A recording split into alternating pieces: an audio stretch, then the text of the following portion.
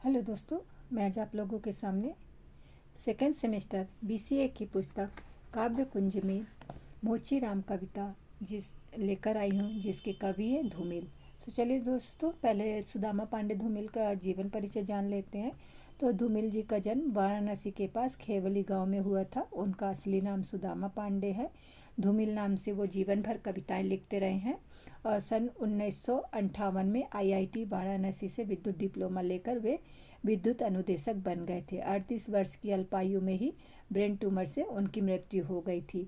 तो इनके द्वारा धूमिल के द्वारा लिखित रचनाएं हैं जो काव्य है संसद से सड़क तक 1972 में, कल सुनना मुझे 1976 में, सुदामा पांडे का प्रजातंत्र नए 1984 में। तो चलिए दोस्तों, कविता की तरफ चलते हैं। रापी से उठी हुई आंखों ने मुझे क्षण भर टटोला और फिर जैसे पति आए हुए स्वर में वह हंसते हुए बोला, बाबूजी सच कहूँ मेरी निगाह में ना कोई छोटा है ना कोई बड़ा, मेरे लिए हर आदमी एक जोड़ी जूता है जो मेरे सामने मरम्मत के लिए खड़ा है।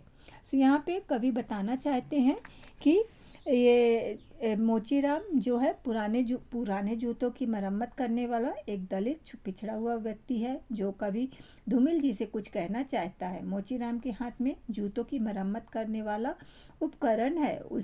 उससे नज़र हटाकर आंख ऊपर उठाकर कवि को थोड़ी देर देखता है। ऐसा लगता है मानो वह कवि में कुछ ढूंढने का प्रयास कर रहा हो, उसे टटोलने की कोशिश कर रहा हो, या फिर जैसे वह उसे परखना चाहता है। उसके बाद मोचीराम ने कवि से हंसते हुए कहा, उस पर विश्वास करते हुए बोला कि सच कहूँ बाबूजी, मेरी नज़र में ना कोई छोटा है ना कोई बड़ा, मेरी दृष्टि में सभी समान है। मेरे लिए हर आदमी एक जोड़ी जूता है।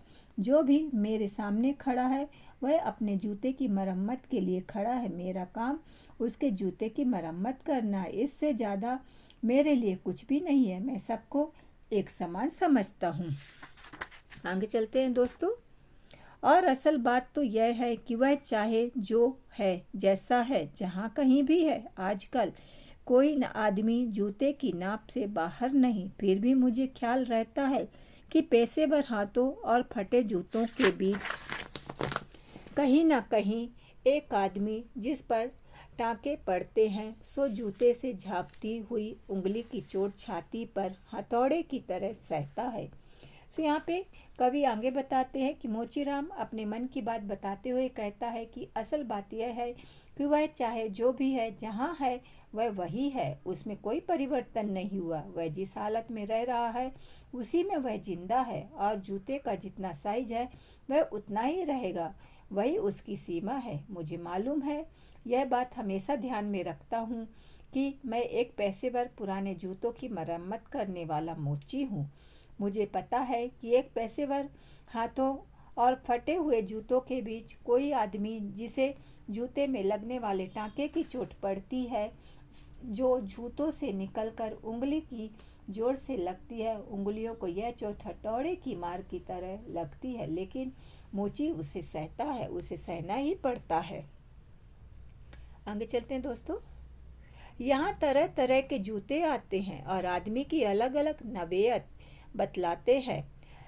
सबकी अपनी अपनी शक्ल है, अपनी अपनी शैली है। मसलन एक जूता है, जूता क्या, चकतियों की थैली है।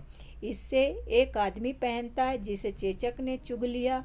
उस पर उम्मीद को तरह देती हुई हंसी है, जैसे टेलीफोन के खंभे पर कोई पतंग फंसी है और लड़खड़ा रही है। सो यहाँ पे कवि जो है मोचीराम के माध्यम से बात करते हैं कि मोचीराम जो है अपनी बात व्यक्त करता है और बताता है, मेरे पास तरह तरह के जूते हैं, तरह तरह के जूते लेकर के अलग अलग रूप में आदमी आते हैं। उसे ठीक कराने के लिए वे सब मेरे पास आते हैं। सभी की अपनी एक अलग पहचान है। वे सभी अपने आप में ही चुप रहकर भी अपनी औकात बावजूद और नएपन को व्यक्त करते हैं। उनके स्वरूप और बनावट में भिन्नता होती है। ठीक उसी प्रकार एक जूता है छोटे छोटे टुकड़ों से बनी हुई। जूता एक थैली के समान है जिसे एक आदमी पहनता है, मगर अलग अलग रूप में होता है। हर आदमी इस उम्मीद में जीता है कि कभी तो हम नए जूते पहनेंगे। गरीब आदमी कभी उम्मीद नहीं छोड़ता। उसकी उम्मीद ठीक ऐसी है जैसे टेलीफोन के खंभे पर एक पतंग उसमें उलझकर फंस जाता है और इस आशा में रहता है कि मैं इस बंधन से जल्द ही मुक्त हो जाऊंगा। यह सोचकर वह कोशिश करता रहता है। आगे चलते हैं दोस्तों। बाबूजी, पर पैसा क्यों फूंकते हो? मैं कहना चाहता हूँ। अगर मेरी आवाज़ लड़खड़ा रही है, मैं महसूस करता हूँ भीतर से एक आवाज़ आती है, कैसे आदमी हो, अपनी जाति पर थूकते हो। आप यकीन करें, उस समय मैं चकतियों की जगह आंखें ताकता हूँ और पैसे में पड़े हुए आदमी को बड़ी मुश्किल से निभाता हूँ। इस कविता के माध्यम से कवि बता रहे हैं कि मोचीराम जो है जूते सिलवाने आए आदमी से कहना चाहता है कि बाबूजी, जूते की मरम्मत पर पैसा खर्च मत करो। लेकिन वह यह सब अपने मन में ही कहता है। उसकी आवाज़ लड़खड़ा जाती है, रुक जाती है। वह कहता है तो अपने मन के भीतर कहते हुए काँप जाता है। मेरे अंदर से आवाज़ आती है, यह कैसा आदमी है जो अपनी मनुष्य जाति पर ही थूक रहा है, जो जूते की हालत को नहीं देख पा रहा। कोई जगह नहीं खाली जहाँ टाके नहीं लगा हो। उस वक्त मैं जूतों को नए सिरे से जोड़ता हूँ। छोटे छोटे टुकड़ों को समेटकर मेरी आंखें उसी में लगी होती है और मैं पैसे से जुड़े हुए आदमी को बहुत मुश्किल से देख पाता हूँ। एक जूता और है जिसे पैर को बांधकर एक आदमी निकलता है सैर को। वह अक्लमंद है, न वक्त का पाबंद। उसकी आंखों में लालच है, हाथों में घड़ी। उसे जाना कहीं नहीं, मगर चेहरे पर बड़ी हड़बड़ी है। वह कोई बनिया है या बिसाती, मगर रौब ऐसा कि हिटलर का नाती।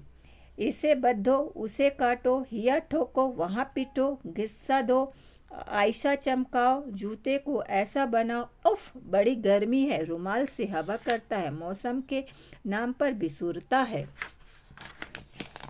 सड़क पर आतियों जातियों को बानर की तरह घूरता है। गरज यह कि घंटे भर खटवटाता है, मगर नामा देते वक्त साफ नट जाता है। शरीफों को लूटते हो, वह गुर्राता है और कुछ सिक्के फेंक कर आगे बढ़ जाता है। अचानक चिहुक कर सड़क से उछलता है और पटरी पर चढ़ जाता है। चोट जब पैसे पर पड़ती है तो कहीं न कहीं एक चोर कील दबी रह जाती है, जो मौका पाकर उभरती है और अंगुली में गड़ती है। यहाँ पे कवि बताना चाहते हैं कि एक जूता और है जिसे एक आदमी पैरों में बांधकर घूमने के लिए निकलता है। ना तो वह व्यक्ति बुद्धिमान लगता है और ना ही वह वक्त का पाबंद लगता है।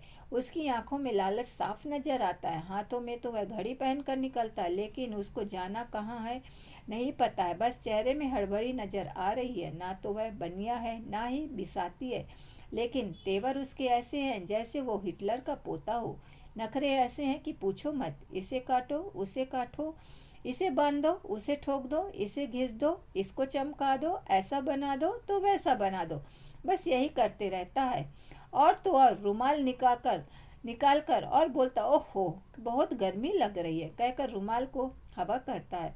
मौसम के नाम पर बिसराते हुए सड़क पर आते जाते लोगों को बंदर की तरह निहारते रहता है। लेकिन दिक्कत यह है कि घंटों तक काम करवाने के बाद जब काम का पैसा देने का वक्त आता है तो साफ मुंह से इनकार कर देता। कहता है, शरीफों को लूटते हो, शर्म नहीं आती, और गुस्सा करके कुछ सिक्के फेंक कर चला जाता। वह अचानक उछल कर पटरी पर चढ़ जाता है, लेकिन जब अपने पैसे पर चोट लगती है तो तकलीफ बहुत होती है और मन में दर्द की कील की भांति छुपकर रह जाती है। लेकिन मौका मिलते ही वह उंगलियों में से निकल जाती है, जो उंगली में जोर से गड़ जाती है। आगे चलते हैं दोस्तों। मगर इसका मतलब यह नहीं कि मुझे कोई गलतफहमी है। मुझे हर वक्त यह ख्याल रहता है कि जूते और पैसे के बीच कहीं न कहीं एक आदमी है जिस पर टाँके पड़ते हैं, जो जूते से झांकती हुई उंगली की चोट पर छाती पर हथौड़ों की तरह सहता है। ओ बाबूजी, असल बात तो यह है कि जिंदा रहने के पीछे अगर सही तर्क नहीं है तो राम नामी बेचकर रंडियों की दलाली करके रोजी कमाने से कोई फर्क नहीं है। और यही वह जगह है जहां हर आदमी अपने पैसे से छूटकर भीड़ का चमकता हुआ हिस्सा बन जाता है। सभी लोगों की तरह भाषा उसे काटती है। मौसम सताता है, अब आप इस बसंत को ही ले ले। यह दिन को तो तांत की तरह जानता है। पेड़ों पर लाल लाल पत्तों के हजारों सुख तल्ले धूप में सींचने के लिए लटकता है। यहाँ पे आगे बताते हैं कवि कवि कहते हैं कि उस जूते ठीक कराने वाले आए इंसान की छोटी सी सोच में मुझे बहुत ज़्यादा तकलीफ़ होती है, मगर इसका अर्थ यह नहीं कि मुझे उस पर कोई संदेह हुआ है। कवि कहता है कि मुझे इस बात का एहसास है कि कहीं ना कहीं मेरे पैसे और जूते के बीच कोई अंतर है। यह अंतर का कारण आदमी है। वह एक छोटा आदमी छोटी हरकत करता है, जूते ठीक करवाते समय अंगूठे पर हथौड़े की चोट पड़ती है तो उस दर्द को वह दिल में छुपा लेता है। काम करते वक्त दर्द तो होता है पर वह सहन कर लेता है। मोचीराम कहता है कि बाबूजी, सच बात तो यह है कि जीवन के जीने के पीछे अगर अच्छा उद्देश्य नहीं तो जीवन व्यर्थ है। उसके बाद राम नाम लिखा हुआ वस्त्र को बेचकर या वेश्याओं की दलाली करके पैसे कमाने से कोई फर्क नहीं पड़ता। यही वही स्थान होता है जब मनुष्य अपने पैसों को छोड़कर भीड़ में शामिल हो जाता है। तभी उसे लोगों की प्रताड़ना सहनी पड़ती है, लोगों का ताना सुनना पड़ता है। हर मौसम उसे बेचैन करती है। जैसे बसंत के मौसम में दिन सुहाना लगता है, एक पतली रस्सी की तरह दिन को तानता है। पेड़ों में लाल लाल लगे हुए पत्ते हजारों फूल धूप में रिझाने के लिए लटकते हैं, वैसे ही मनुष्य का हालत होता है। आगे चलते हैं दोस्तों। सच कहता हूँ, उस समय रापी की मूठ को हाथ में संभालना मुश्किल हो जाता है। आँख कहीं जाती है, हाथ कहीं जाता है, मन किसी सुंझलाए हुए बच्चे सा काम पर आने से बार बार इनकार करता है। लगता है कि चमड़े की शराफत के पीछे कोई जंगल है जो आदमी पर पेड़ से वार करता है। और यह चौंकने की नहीं, सोचने की बात है। मगर जो जिंदगी को किताब से नापता है, जो असलियत और अनुभव के बीच खून के किसी कम जात मौके पर कायर है, वह बड़ी आसानी से कह सकता है कि यार तू मोची नहीं शायर है। असल में वह एक दिलचस्प गलतफहमी का शिकार है।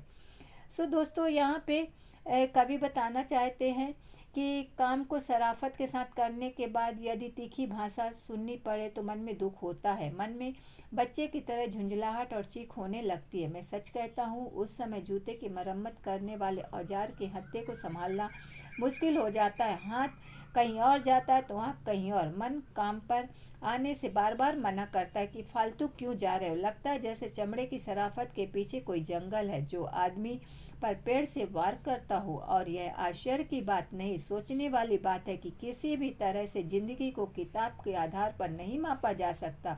जो ऐसा करता वह असलियत को नहीं समझता। इसका मतलब यह है कि वह असलियत और अनुभव के बीच के रिश्ते को नहीं पहचानता। वह खून के अवसर पर या किसी घटिया अवसर पर अपनी कायरता का परिचय देता है। वह तो बहुत आसानी से कह देगा कि यार तुम तो मोची नहीं शायर हो, लेकिन सच तो यह है कि वह एक बहुत ही दिलचस्प गलतफहमी का शिकार है। आगे चलते दोस्तों, लास्ट स्टेंजा। जो यह सोचता है कि पेशा एक जाति और भाषा पर आदमी का नहीं किसी जाति का अधिकार है, जबकि असलियत यह है कि आग सबको जलाती है, सच्चाई सबसे होकर गुजरती है। कुछ है जिन्हें शब्द मिल चुके हैं, कुछ हैं जो अक्षरों के आगे अंधे हैं। वे हर अन्याय को चुपचाप सहते हैं और पेट की आग से डरते हैं। जबकि मैं जानता हूँ कि इनकार से भरी हुई चीख और एक समझदार चुप, दोनों का मतलब एक है। भविष्य गढ़ने में चुप और सीख अपनी अपनी जगह एक ही किस्म से अपना अपना फर्ज अदा करते हैं। कवि यहाँ पे आखिरी स्टेंजा में ये बताना चाहते हैं कि कवि कहते हैं कि अगर वह सोचता है कि पैसा एक जाति और भाषा पर किसी आदमी का नहीं किसी जाति का अधिकार है तो वह गलत है। कवि इस विषय में कहते हैं कि वास्तविकता यह है कि आग सभी को जलाती है, जीवन की सच्चाई सबसे होकर गुजरती है। आग किसी को भी नहीं छोड़ती। कुछ लोग हैं जिन्हें शब्दों का ज्ञान हो चुका है, लेकिन कुछ लोग अभी अक्षरों के आगे अंधे बने हुए हैं। अन्याय को चुपचाप सहते हैं क्योंकि वे लोग भूख से डरते हैं। पेट की आग उन्हें सताती है। कवि कहते हैं कि मैं जानता हूँ कि इंकार से भरी एक चीख और एक समझदार जो है समझदार चुप का मतलब एक ही है, दोनों ही भविष्य बनाने में अपना अपना फर्ज निभाते हैं, शक्ति दोनों में ही है, दोनों अपना अपना समय पर काम करते हैं। तो दोस्तों ये रहा मोची राम की कविता, कैसी लगी आप ज़रूर कमेंट्स करके बताइएगा। धन्यवाद।